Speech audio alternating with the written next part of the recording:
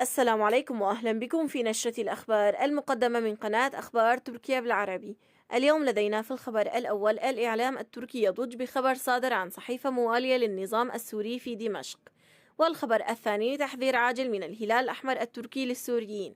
والخبر الثالث: السوسيال يتيح التسجيل على مساعدات مالية وغذائية. والخبر الرابع: ضرائب ورسوم تدخل حيز التنفيذ في تركيا. ولكن قبل البدء في هذا الفيديو لا تنسوا الاشتراك في القناة والإعجاب بالفيديو ليصلكم كل جديد. بحسب المصادر، عقدت تركيا أول لقاء سياسي مع سوريا منذ 11 عاما في الاجتماع الذي عقد في موسكو، وحضرته روسيا أيضا، وشارك في الاجتماع وزراء دفاع ورؤساء مخابرات من 3 دول.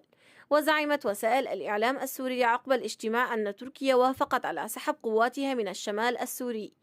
ولدينا في الخبر الثاني: تحذير عاجل من الهلال الأحمر التركي للسوريين. دعا الهلال الأحمر جميع المستفيدين الذين تركوا مبالغ مالية في بطاقاتهم لسحبها قبل تاريخ 10 من الشهر الجاري. ولدينا في الخبر الثالث: السوسيال يتيح التسجيل على مساعدات مالية وغذائية.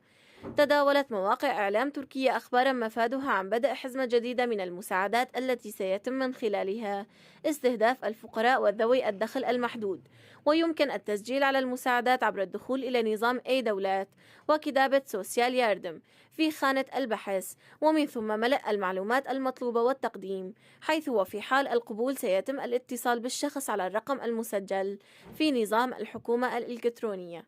ولدينا في الخبر الرابع: ضرائب ورسوم تدخل حيز التنفيذ في تركيا.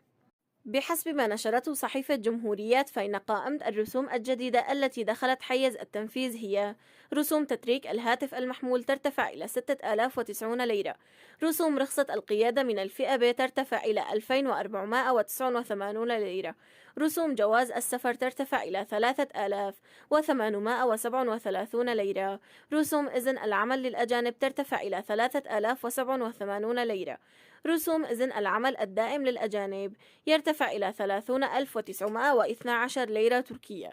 وبهكذا نكون قد انهينا أخبارنا اليوم. شكرا لكم على حسن الاستماع ودمتم بخير.